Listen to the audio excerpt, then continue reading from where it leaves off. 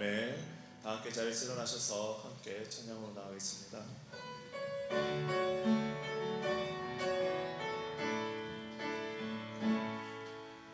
예수 우리 왕이여, 이곳에 오셔서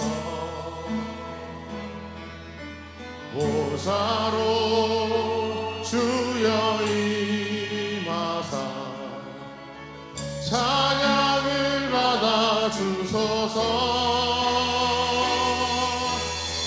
주님을 찬양하오니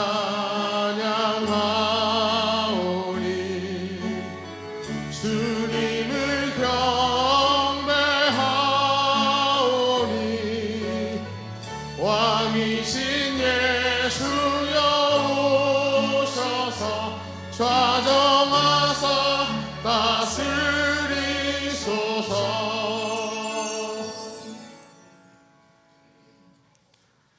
하나님은 영이시니 예배하는 자가 영과 진리로 예배할지니라. 아멘.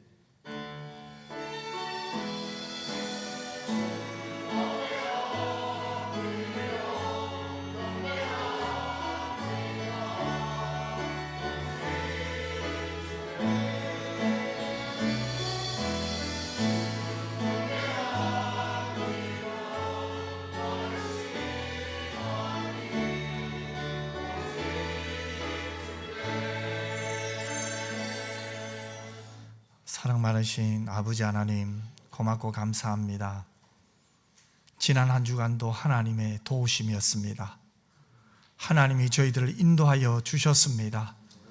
오늘 지금도 주님이 함께 하시며 성령 안에서 하나님을 높이며 사랑하며 찬양하며 경배하는 예배되게 하여 주옵소서. 하나님을 기쁘시게 하는 예배되게 하여 주옵소서. 죄의 지배를 받지 않고 은혜의 지배를 받는 예배되게 하여 주옵소서. 모든 영광과 존귀와 건세를 주 나의 하나님께 마음껏 올리는 복된 시간 되게 하여 주시옵소서. 거룩하신 예수님 이름으로 기도드리옵나이다. 아멘.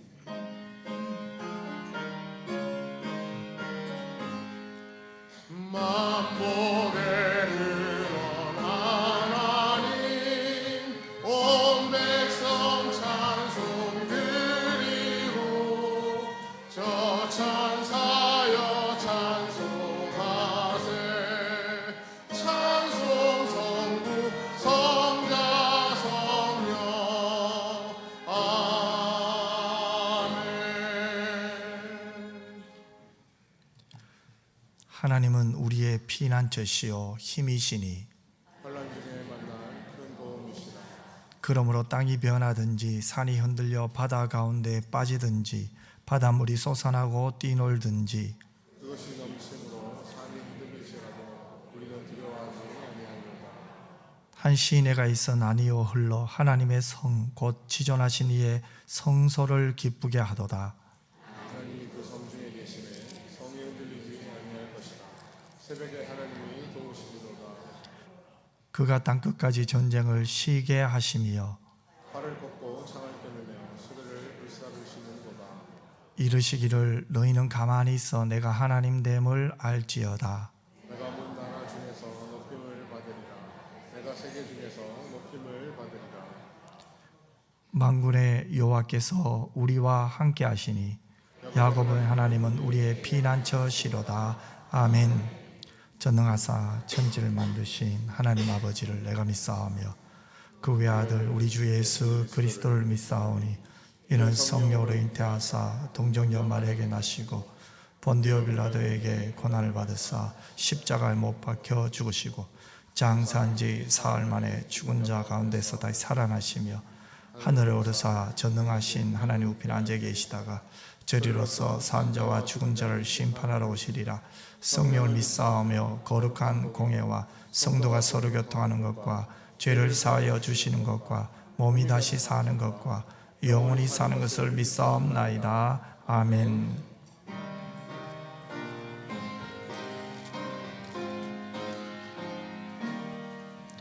내 맘에 방대소서. 주 없이 모든이 헛되어라. 밤에나 낮에나 주님 생각, 잘 때나 깰 때 함께 하소서. 지혜의 주여 말씀으로서 언제나 내 안에 계시소서.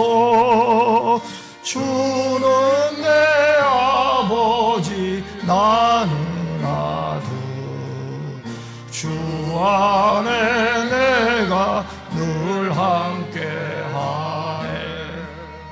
세상의 영광 나 안 보여도 언제나 주님은 나의 기여.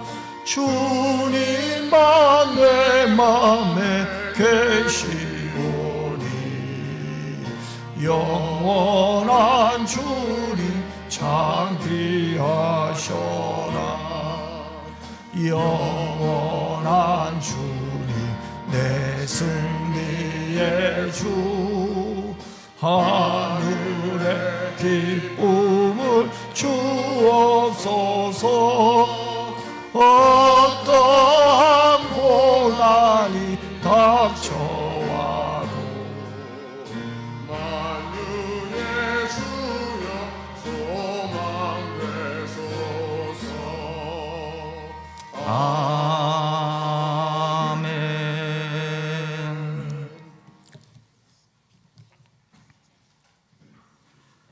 과거에도 역사하시고 아브라함과 이삭과 야곱의 하나님께서 오늘 이 시간 이 자리에도 역사하시며 우리들의 예배를 받으시기를 원하시는 여호와 하나님, 하나님의 은혜를 감사를 드립니다. 지난 한 주간 또 하나님의 은혜 가운데 은평교회 성도들의 삶을 지켜주시고 실만한 물가로 인도해 주시니 참으로 감사를 드립니다. 오늘 또 부활하신 주님의 날을 기억하며 주의 몸된 제단에 나와 우리들의 작은 입술로 신앙을 고백합니다. 여호와는 나의 목자시니 내게 부족함이 없으리로다. 그가 나를 푸른 풀밭에 누이시며 실만한 물가로 인도하시는도다. 이런 신앙의 고백이 되게 하여 주시옵소서. 감사옵기는 지난 주간에는 기도의 11절을 통하여 우리들의 고통과 눈물과 아픔을 들어주시고 도우시며 구원해 주시는 이는 오직 주님밖에 없다는 것을 깨닫게 하시니 감사를 드립니다. 앞으로 더욱더 주님과의 관계가 바로 서게 하셔서 우리들의 삶이 선한 길로 인도하시는 주님을 더욱더 의지하며 십자가를 꼭 붙들고 살아가는 은평의 성도들 다 되게 하여 주시옵소서. 6월은 호국 보훈의 달입니다. 나라를 위하여 목숨을 바친 호국 영령들을 기억하여 주시고 그들의 값진 희생이 있었기에 지금의 대한민국이 있음을 꼭 기억하는 저희들 되게 하여 주시옵소서. 또한 복음의 전달자로 삶을 살다가 순교하신 순교자들을 기억하여 주시고 그들의 피와 복음의 발자취로 말미암아 지금의 우리들이 주님을 영접하며 주님의 뜻대로 살기를 다짐하며 생명의 면류관을 얻었음을 꼭 기억하고 감사하는 마음으로 삶을 살아가는 저희들 되게 하여 주시옵소서.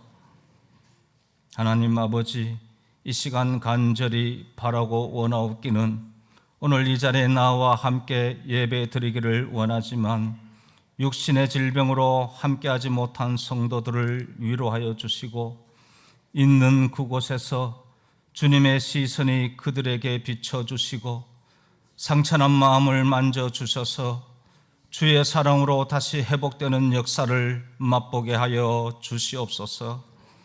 또한 학업으로, 군복무로, 직장으로 이 모양 저 모양으로 나가 있는 자녀들을 기억하여 주시고 어느 곳에 있든지 주님의 날을 꼭 기억하며 그곳에서 예배 드릴 수 있도록 모든 환경을 허락하여 주시옵소서.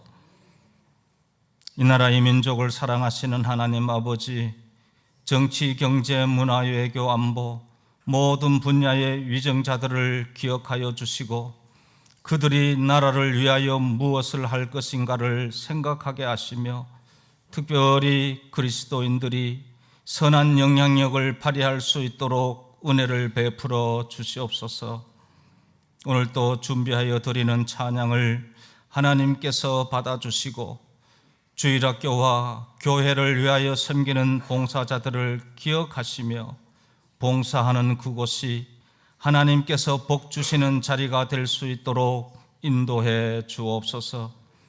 말씀을 들고 단위에 서신 담임 목사님을 기억하여 주시고 오늘 선포하시는 말씀이 우리들의 삶의 나침판이 되게 하시며 그 말씀에 순종하는 우리 모두가 되게 하여 주시옵소서. 올 한 해도 은평의 성도들을 잔잔한 물가로 인도하여 주시고 은혜 베풀어 주실 주님을 찬양하오며 거룩하신 예수님의 이름으로 기도하옵나이다. 아멘.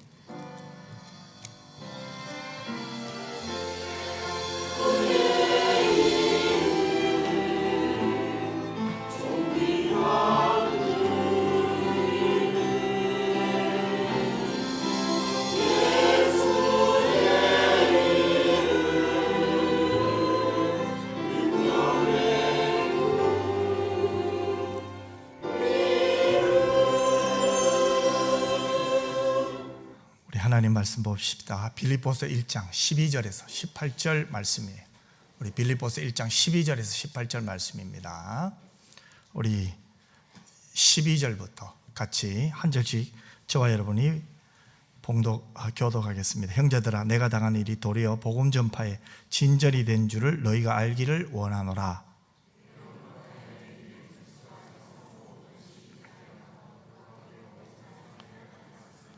형제 중 다수가 나의 매임으로 말미암아 주 안에서 신뢰함으로 겁없이 하나님의 말씀을 더욱 담대히 전하게 되었느니라.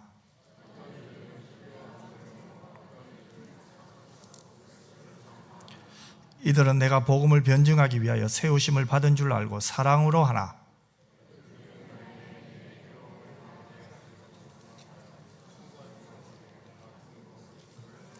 같이 읽겠습니다. 그러면 무엇이냐? 거칠애로 하나 참으로 하나 무슨 방도로 하든지 전파되는 것은 그리스도니 이로써 나는 기뻐하고 또한 기뻐하리라. 아멘. 하나님 앞에 정성껏 드린 헌금을 봉헌하겠습니다.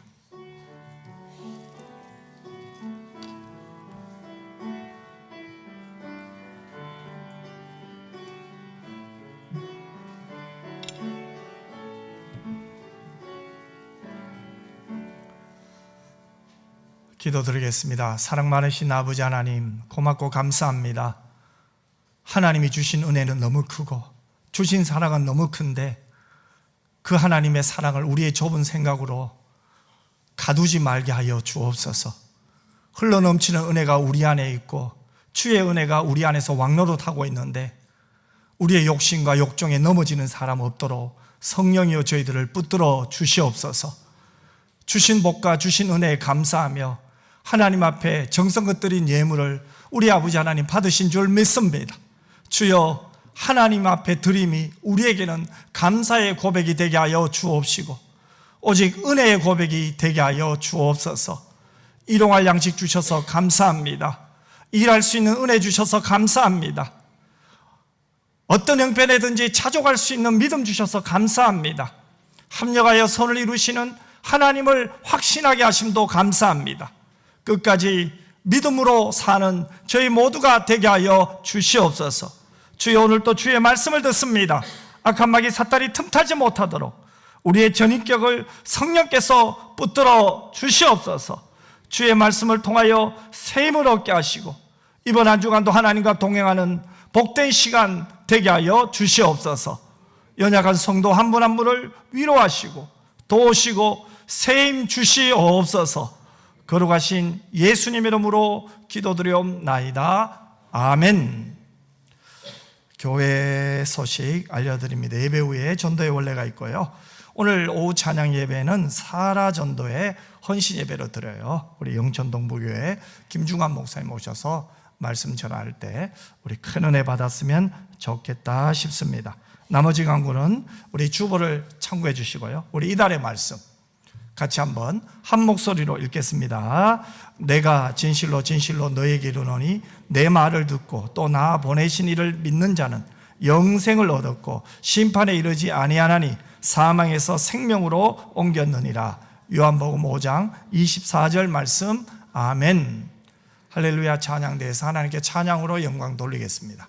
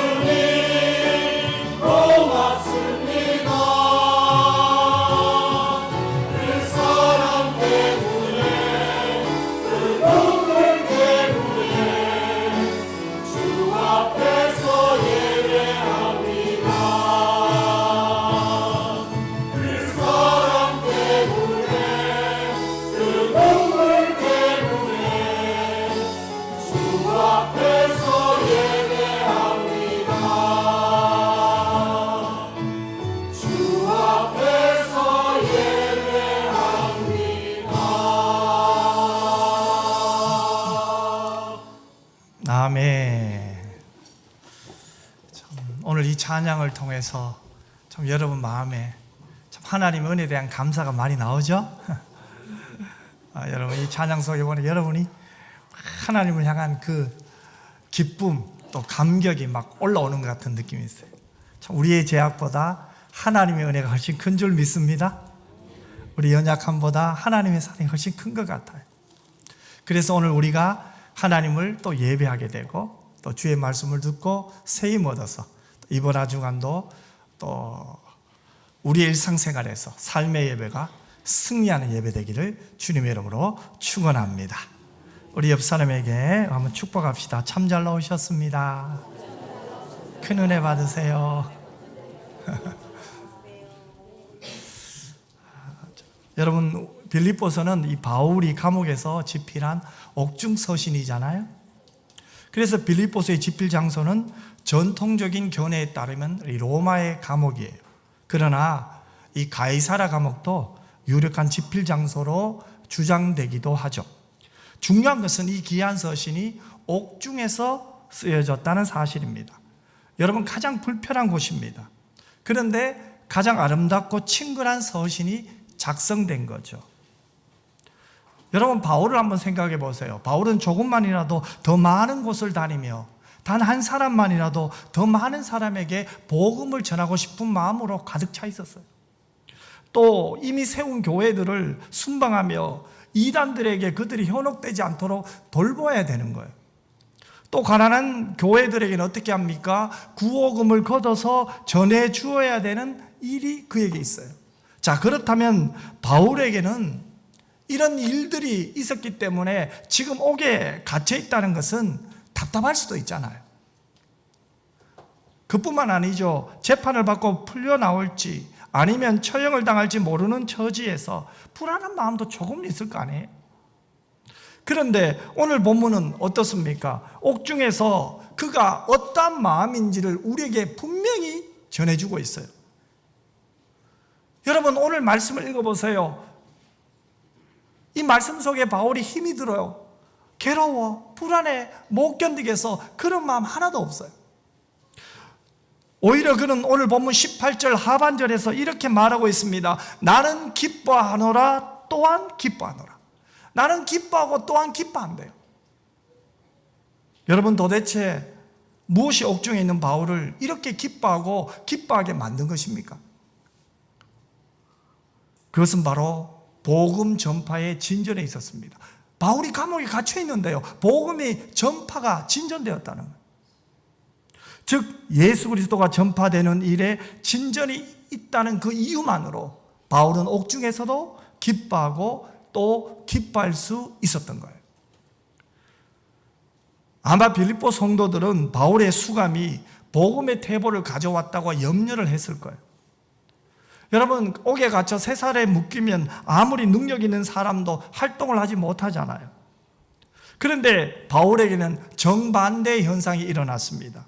그래서 그는 빌립보 성도들에게 이렇게 말하고 있는 거예요.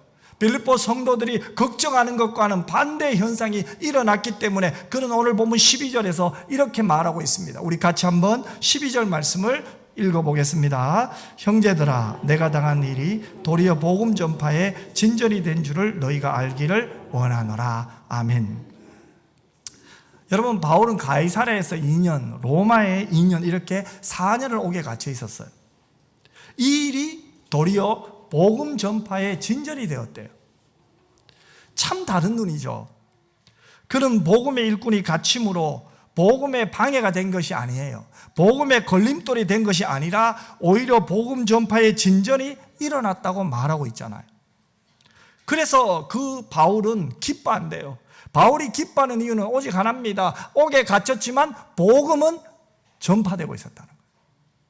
나는 갇혔지만 복음은 갇히지 않았다는 거예요. 그것 때문에 바울이 지금 기뻐하는 거예요. 오늘 본문에서 저는 이 바울이 기뻐하는 이유를 한 3가지로 나누어서 말씀을 드리려고 해요. 첫 번째는 그가 감옥에 투옥됨으로 인해 새로운 사람들이 복음을 듣게 되었어요. 오늘 본문 13절을 보세요. 이러므로 나의 매임이 그리스도 안에서 모든 시대안과 그 밖에 모든 사람에게 나타났으니 라고 말하죠. 여러분 시대라는 말은 그 당시 로마 황제의 친위대를 말해요. 왕궁이나 총독부에 주둔하는 호위대를 뜻하죠. 바울이 황제에게 재판을 의뢰했잖아요. 그래서 황실 친위대가 그를 가두고 지키고 있는 거예요. 그런데 그를 지키고 있는 그 황실 시대에게 바울이 복음을 전했다는 거예요. 시저의 친위대는 골라 뽑은 정예부대였어요. 그들은 철저하게 근무에게 임했습니다. 임무 교대 시간이 오면은 정확하게 경비병이 와서 바울을 지킨 거죠. 당시의 감옥은 중요한 범인일 경우에는 간수와 함께 쇠사슬을 같이 묶었어요. 이 사슬을 같이 묶었어요. 어쩌면 바울도 그렇게 묶였을 수도 있어요. 그러면은 상상을 해보십시다. 바울과 누가 함께 있어요? 황실의 시대가 함께 묶여 있다. 그러면 여러분, 이 간수는 좋든 싫든 누구의 말을 들어야 돼요? 바울의 말을 들어야 했습니다. 왜 그럴까요? 바울은 지금 황제에게 자기의 재판을 맡겼잖아요. 그러니까 이 바울을 지키는 사람은 바울과 늘 함께 있어야 되는 거예요. 그런데 간수의 임무가 어떻습니까? 단순한 임무잖아요. 늘 같은 시간에 출근해서 죄인들과 함께 있는 거예요. 아주 단조로운 삶을 살고 있던 그에게 바울의 말이 얼마나 흥미로웠을까요? 이 바울이 하나님을 만난 고백, 성령의 역사, 예수 그리스도의 복음의 능력을 막 이야기하니까 이 간수가 듣고는 흥미를 가졌을지도 몰라요. 그래서 어떤 간수는 야, 언제 내 당번이 오나, 언제 내가 또 그 이야기를 듣나 기다렸던 사람도 있었을 거 아니에요. 아무튼 바울이 전한 복음은 그 감옥에 있는 시대와 또 시대가 있는 왕궁이나 총독부 안까지 다 퍼졌어요. 그리고 더 나아가 그들의 가정에까지 그 복음이 퍼져나간 거예요. 바울이 복음을 전하러 다닐 수 없게 된 대신 복음을 들을 새로운 대상이 그에게 나타난 거죠. 그래서 바울은 기뻐한 거예요. 그렇다면 여기서 우리는 무엇을 교훈받게 되나요? 바로 복음을 전하는 자들은 옥에 갇힐 수는 있습니다. 하지만 예수 그리스도의 복음은 갇힐 수가 없는 거예요. 전도자들은 갇힐 수 있어요. 핍박을 당할 수 있어요. 하지만 복음은 핍박 속에 계속해서 증거될 줄 믿습니다. 바로 이것이 기독교예요. 바울은 이것을 경험한 거예요. 야, 내가 갇혀도 복음은 여전히 전파되는구나. 복음은 묶여있지 않는구나. 복음은 계속해서 역사하는구나. 왜요? 예수 그리스도의 복음이기 때문에 그래요. 하나님은 사람들의 생각과 기대를 초월하여 활동하실 때가 한두 번이 아니에요. 그래서 여러분, 우리가 꼭 기억해야 돼요. 하나님을 우리의 생각에 집어넣지 마세요. 우리의 경험 안에 하나님의 능력을 묻지 마세요. 전지전능하신 그 하나님을 믿으십니까? 불가능을 가능케 하시는 하나님을 믿으십니까? 그 하나님을 믿으세요. 기도해놓고 진짜 하나님이 이루어 주실까? 아니에요.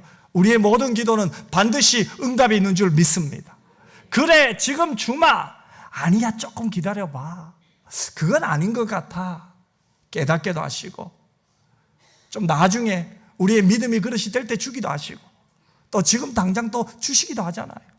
이렇게 좋으신 하나님, 전능하신 하나님, 그분이 우리를 부르셨고, 그분이 우리를 사랑하셨고, 그분이 우리를 구원하셨고, 그분이 우리의 왕이시잖아요.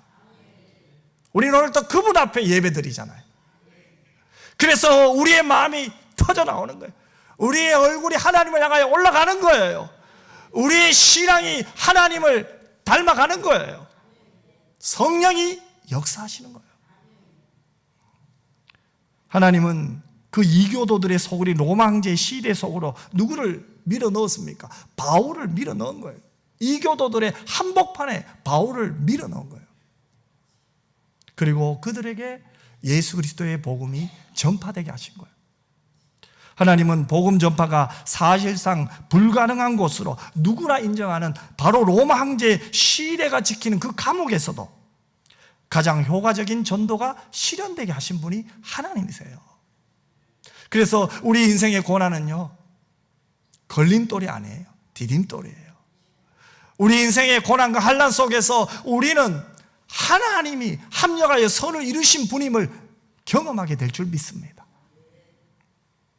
여러분, 감옥은 어떤 의미에서 즐거운 곳이 아닙니다. 기뻐할 수 있는 장소도 아니에요. 불편해요.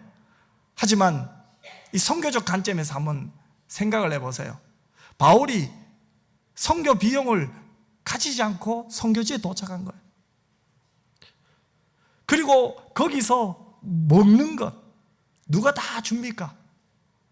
자기 돈 한 푼 쓰지 않고 그 감옥 안에서 먹을 수 있게 된 거예요.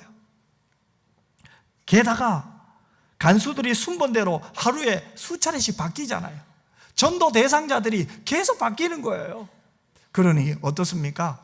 선교적 비용이 전혀 들지 않는 상태에서 숙식 제공받았죠. 전도할 사람 있죠. 이게 하나님의 작품이에요. 이게 하나님의 역사예요. 바울은 선교를 위해 애쓰며 돌아다닐 필요가 없어요. 그렇게 걷지 않아도 돼요. 바울이 선교할 때 얼마나 고생을 했습니까? 40에 하나 감한매를 얼마나 많이 맞았습니까? 줄이고 아프고 힘든 세월을 보냈잖아요. 그런데 지금 어디 있습니까? 로마의 감옥에 갇혔지만 그는 그곳에서 또 복음을 전하고 있는 거예요. 가만히 앉아 있는데 어김없이 찾아오는 사람들에게 구원의 복음을 전할 수 있잖아요. 그렇다면 바울의 입장에서는 가장 열악한 환경 속에서 가장 귀한 예수 그리스도의 복음을 영향력 있는 세상 사람들에게 전하게 된 거예요. 그것이 바로 바울의 기쁨이에요. 두 번째로 바울의 기쁨은 그리스도 안에서 형제가 된 많은 이들이 바울이 투옥 때문에, 바울이 감옥에 갇힌 것 때문에 또 열심히 바울을 대신하여 열심히 복음을 전했다는 거예요. 그게 또 바울에게는 기쁨이 된 거예요. 오늘 본문 14절에 나오죠. 우리 14절 말씀을 같이 한번 읽겠습니다. 형제 중 다수가 나의 매임으로 말미암아 주 안에서 신뢰함으로 겁없이 하나님의 말씀을 더욱 담대히 전하게 되었느니라. 아멘. 자, 이들이 어떤 사람입니까? 착한 뜻으로 예수 그리스도의 복음을 전파한 사람들이에요. 그들은 사도 바울이 옥에 갇힌 것이 복음을 변증하기 위하여 세우심을 받은 것으로 알았어요.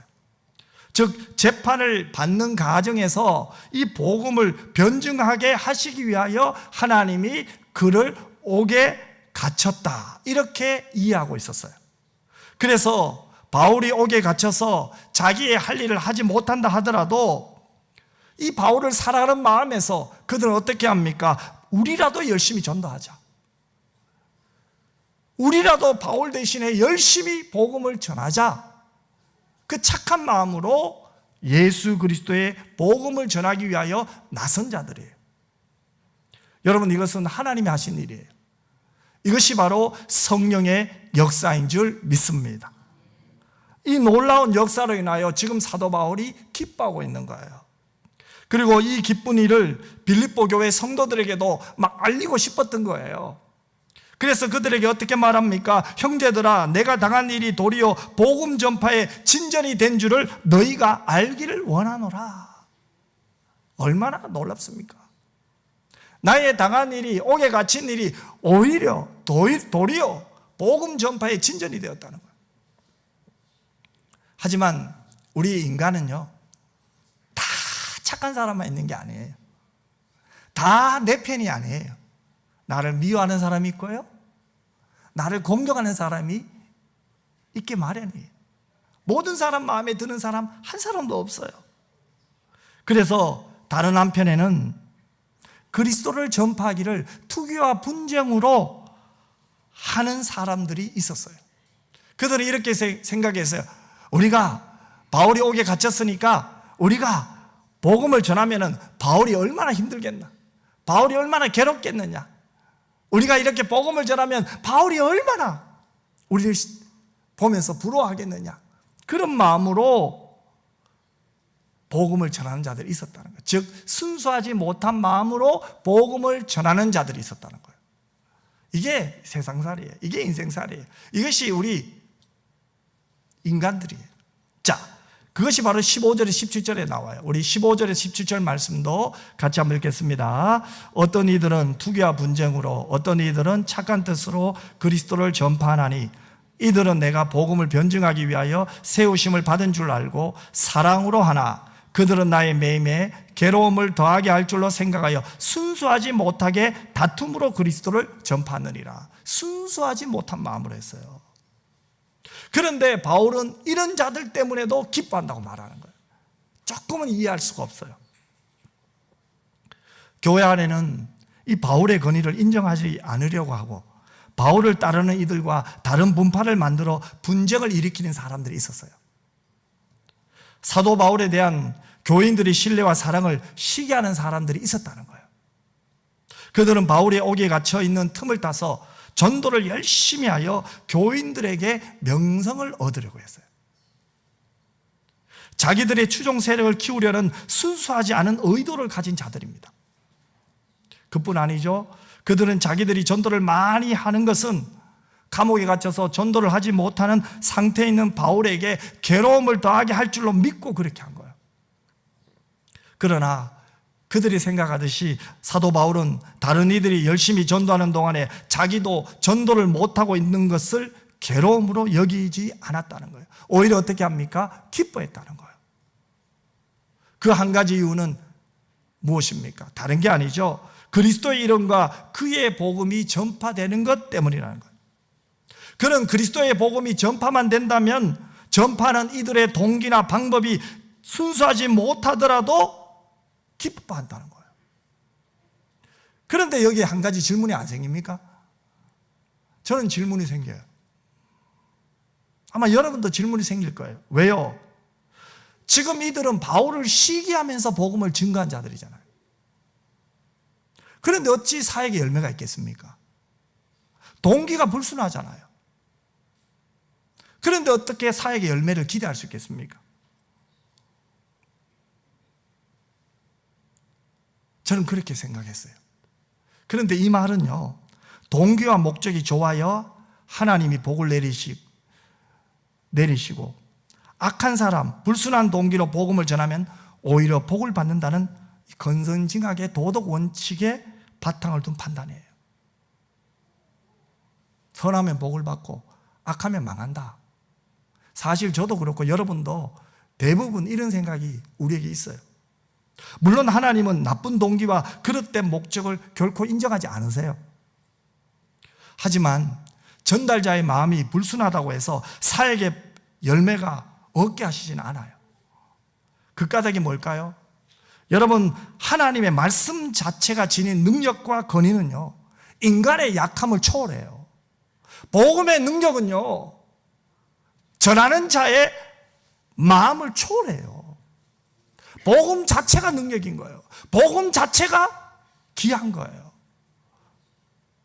그런데 흔히 우리들은 어떤 생각을 합니까? 아유, 그런 불순한 동기로 복음 전하는데 그게 무슨 열매가 있겠어? 아닙니다, 여러분. 복음은 열매가 있습니다. 그렇기 때문에 우리가 쉽게 이런 분들을 판단해서는 되지 않아요. 사도 바울을 보세요. 그도 시기와 분쟁으로 복음을 전하는 자들의 정신과 자세는 인정하지 않았습니다, 여러분. 하지만 그들의 사역 효과는 인정한 거예요. 복음이 진전되었다는 거예요. 복음이 전파되었다는 거예요. 누가요? 순수하지 못한 자들의 복음도 전파되었잖아요. 그 사역의 열매는 인정한 거예요. 그것은 바로 인간의 악함보다 하나님의 말씀의 능력이, 하나님의 복음의 능력이 훨씬 크다는 것을 이야기하는 거예요. 그래서 18절에 이렇게 말하잖아요. 그러면 무엇이냐? 거칠어로 하나 참으로 하나 무슨 방도라든지 전파되는 것은 그리스도니 이로써 나는 기뻐하고 또한 기뻐하니라. 이렇게 말하잖아요. 여러분 지금 바울은 옥에 갇혀 있어요. 그런데 그가 뭐라고 말합니까? 기뻐한다고 합니다. 그는 앞으로 어떻게 될지 몰라요. 석방이 될지 죽을지 몰라요. 자신도 몰라요. 그런데도 앞으로도 계속해서 기뻐한대요. 기쁠 것이라고 말해요. 그 이유가 뭡니까? 세상적인 눈으로 일이 잘 되어서 기쁜 게 아니에요. 세상을 보는 너무나 다른 눈이 열렸기 때문에 그래요. 현실을 바라보는 눈이 열린 거예요. 믿음의 눈이 열린 거죠. 그런데 여러분, 믿음의 눈이 열렸다고 모든 것이 잘 되고 어려움이 없는 게 아니죠. 그래서 기뻐한 것 아니잖아요. 믿음의 눈이 열렸지만 여전히 그는 옥에 갇혔고, 여전히 그의 미래는 알 수가 없고, 여전히 그를 사랑하는 사람들도 있지만 미워하는 사람은 여전히 있어요.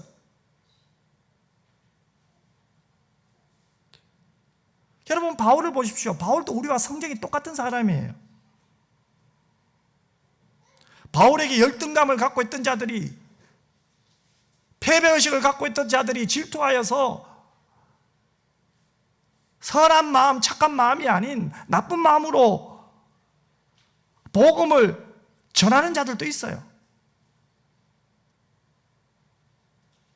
사람을 살리고 사랑하고 세우려는 동기가 아니에요.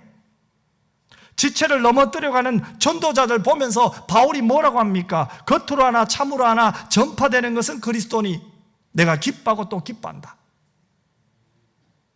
어떻게 이렇게 말할 수 있어요? 여러분, 바울을 대적하고 바울을 미워하고 바울과 비교하면서 이렇게 순수하지 않은 의도로 복음 전하는 사람 이 땅에 많아요. 우리도 이런저런 사람 보면서 걸려 넘어질 때가 한두 번 아니에요. 그 사람 때문에 기도가 막힐 때 있어요. 한순간에 나의 믿음이 하나님의 은혜가 내게 흐르는 것을 막을 때도 있잖아요. 우리는 완전하지 않아요. 하나님의 은혜로 말미암아 구원을 받았지만 우리 몸의 죄성은 여전히 계속 올라오잖아요. 그래서 사도 바울이 로마서 6장에 뭐라고 합니까?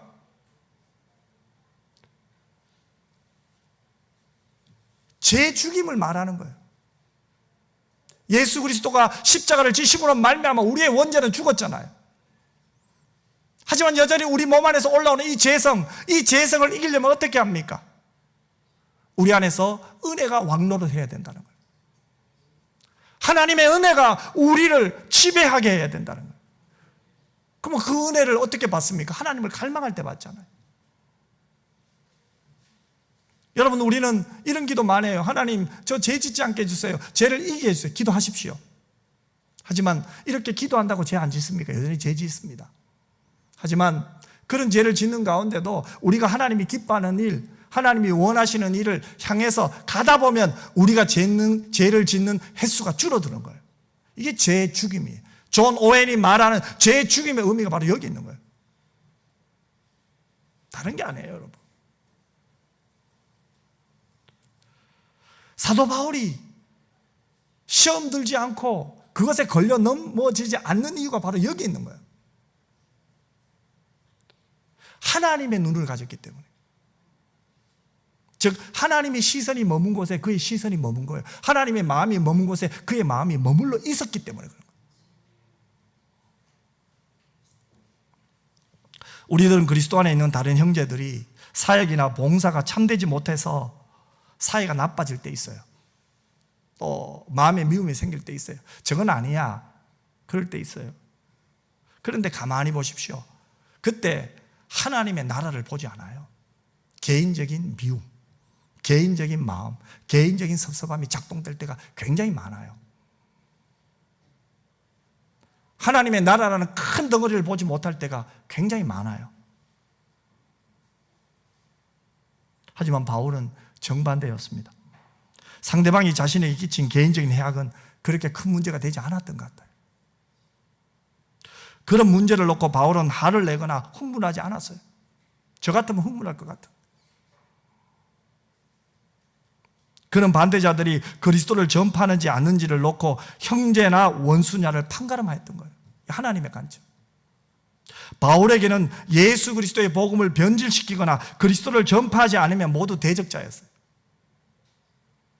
하지만 예수 그리스도의 복음을 전파하면 모두 그에게는 동역자와 형제였어요. 그렇기 때문에 순수하지 못한 마음으로 복음을 전하는 사역자들이 바울 자신에게 해를 끼치려고 복음을 전파했음에도 불구하고 그들을 뭐라고 부릅니까? 형제라고 부르는 거예요. 그들 때문에도 나는 기뻐한다고 말하는 거예요. 비록 그들의 인격이 부족합니다. 어찌 보면 육적인 동기와 목적도 있었습니다. 하지만 그들이 전하는 복음은 희석되지 않는 십자가의 복음이었기 때문에 그래요.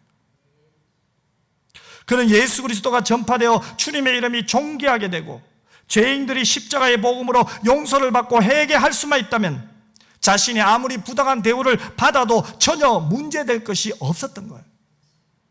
나는 죽은 거예요.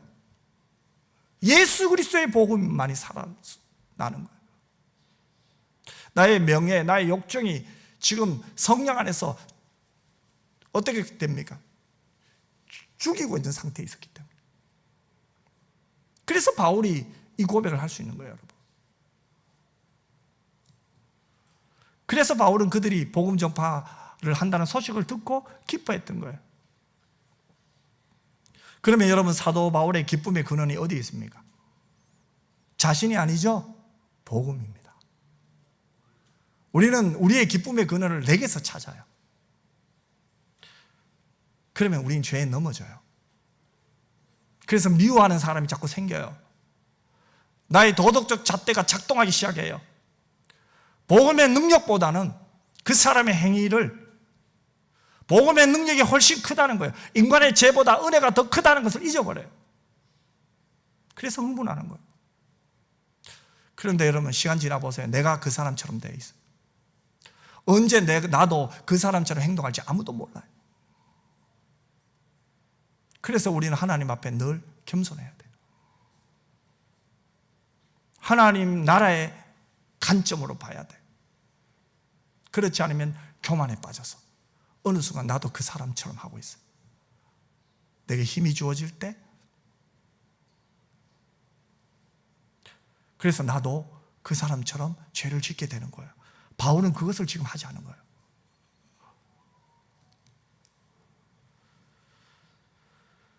그는 오직 예수 그리스도의 이름이 높아지는 일에만 관심을 쏟았기 때문에 쉽사리 말려들 수 있는 그 시기와 분쟁의 문제로부터 승리할 수 있었던 거예요. 예수 그리스도의 이름이 높아지는 데 있어서. 나를 싫어하는 사람이 복음을 전하든 혹은 내가 싫어하는 사람이 말씀을 전하든 그리스도가 전파되기만 하면 그것으로 만족할 수 있어야 된다는 것이 바울의 자세였어요. 오늘날 이 문제에 넘어지는 사람들이 너무너무 많아요. 이 문제 때문에 교회를 떠난 사람 너무너무 많아요.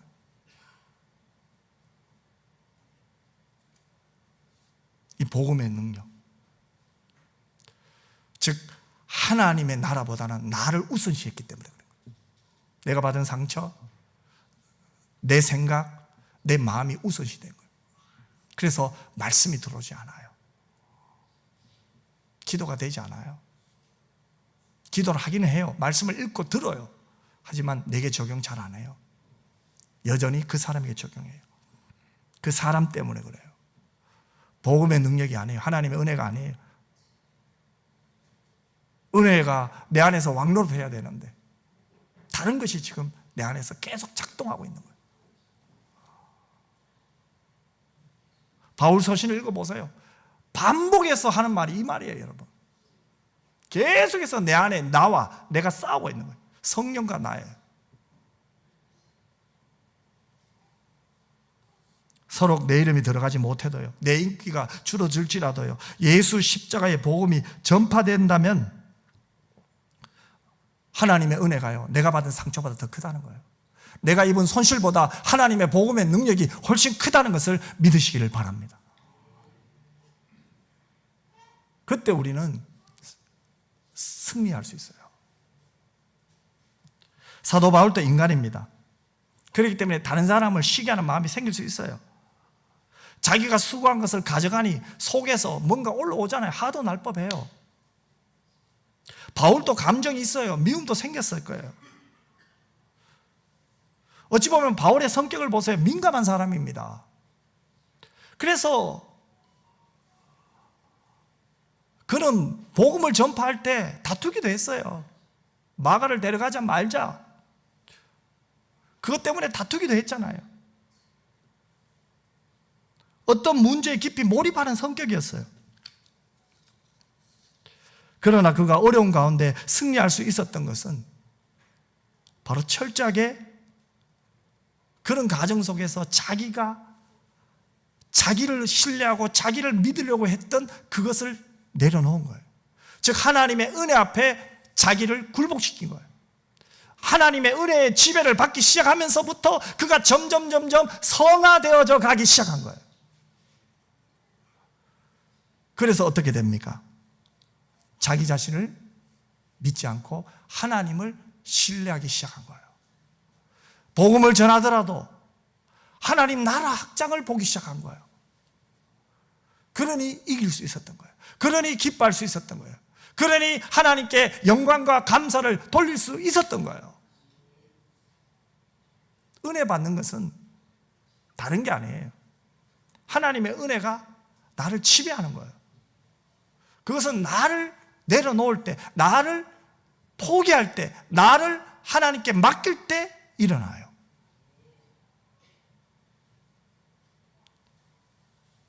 바울은 하나님 나라 확장을 중심으로 생각했습니다. 그의 사역의 목적은 하나님 나라였습니다. 그렇기 때문에 그는 자신보다 하나님 나라를 중요하게 생각했습니다. 그래서 감옥 안에서도 복음을 전했고요. 자기를 좋아하며 사랑해 주었던 사람들이 바울 대신에 복음을 전하자 또 기뻐했습니다. 하지만 그를 시기하는 사람들이 복음을 전했을 때도 여전히 그가 기뻐할 수 있었던 거예요. 사랑하는 성도 여러분, 우리가 주의 일을 하다 보면 때로는 상처를 받을 때가 있어요. 그래서 주님이 기뻐하시는 일이 믿음에도 불구하고 포기하고 중단할 때가 있어요. 왜 그렇게 될까요? 물론 그 사람의 잘못도 있겠죠. 나를 힘들게 하는 사람의 태도나 말이나 행동이 잘못될 수도 있어요. 하지만 더 깊이 들어가 보면 결국은 내 입장을 자꾸 생각하기 때문에 나를 아직도 쳐서 하나님 말씀에 복종시키지 않은 것이 있어요. 여전히 내가 지금 살아있다는 거예요. 하나님이 왕이요 주인임을 기도하지만 내가 지금 왕노를 하고 있는 거예요. 하지만 본문의 바울처럼 우리에게 중요한 것은 내 입장이 아니에요. 내가 아니에요. 하나님이에요. 복음이에요. 하나님 나라요. 하나님의 뜻이에요. 하나님의 관심이에요. 하나님의 마음이에요.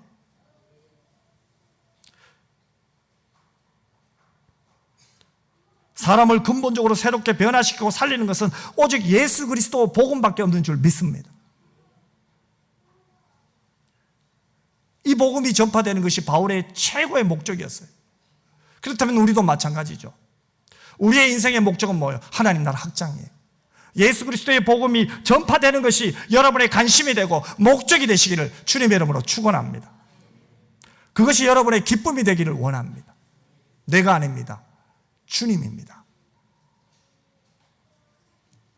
그래야 때로는 형제들의 미움을 받아 피해를 입어도 구원의 십자가의 은혜를 쳐다볼 수 있어요. 구원의 간격을 잃지 않게 돼요. 2000년 전 나를 위하여 십자가 지신 그 주님의 은혜와 사랑을 붙들 수 있게 되는 거예요. 그리고 그 안에서 기쁨을 누리게 되는 거예요. 의연한 기쁨, 승리의 기쁨, 감사의 기쁨, 은혜의 기쁨을 누리게 되는 거예요. 우리들에게 이러한 기쁨이 충만할 때 이제 우리는 간용을 베푸는 자가 될 수 있는 거예요. 그래서 빌립보서 4장에 가면 이제 간용으로 가는 거예요. 그 간용마저도 내게 능력 주신 자 안에서 할 수 있다는 거예요. 자족의 관점으로 가는 거예요. 어떤 상황에서도 감사하고 만족할 수 있는 능력도 하나님 안에서 되는 거예요. 궁핍에도 이길 수 있는 은혜, 부할 때도 교만하지 않고 겸손할 수 있는 은혜, 결국은 그것이 하나님으로부터 왔다는 것을 바울이 고백하고 마치잖아요. 이 놀라운 은혜, 이 고백이 저에게도 여러분에게도 있었으면 좋겠어요. 그래서 오늘 여러분의 마음과 여러분의 생각 속에도 여전히 이해되지 않는 사람, 이해되지 않는 사건들이 있을 수 있어요. 이제는 우리는 그 사건과 그 사람을 이해하라고는 제가 말하지 않겠어요. 그 쉽지 않아요. 그들을 긍휼히 여겨주세요. 불쌍히 여겨주세요. 그리고 그들을 위해 기도해 주세요. 하나님이 그 마음을 만져주시고 하나님이 그를 돌아오게 하시고 하나님이 그를 새롭게 하실 줄 믿습니다. 더 나아가서 여러분 자신이 나 중심에서 하나님 중심으로 옮겨가기를 원합니다. 그럴 때 성령의 열매, 그 열매 중에 기쁨이 여러분들에게 회복될 거예요. 가정에서, 교회에서, 직장에서 사도 바울처럼 나는 기뻐하고 또한 기뻐한다. 그 아름다운 고백이 여러분 모두에게 있기를 주님의 이름으로 축원합니다. 기도하겠습니다. 아버지 하나님, 고맙고 감사합니다. 하나님의 은혜가 나의 죄보다 크고 복음의 능력은 내 생각과 내가 알고 있는 것보다 훨씬 능력이 있고 큼을 믿습니다. 아버지 하나님, 오늘 이 바울을 보면서 우리 자신도 어떠한 형편과 상황에서도 하나님을 볼 수 있는 눈이 떠지게 하여 주옵시고 내가 손해보는 것보다 내가 힘든 것보다 그 하나님의 사랑이 훨씬 큼을 깨닫게 하여 주시옵소서. 그래서 시험에 들지 말고 승리하는 자 되게 하여 주옵소서. 거룩하신 예수님 이름으로 기도드리옵나이다. 아멘.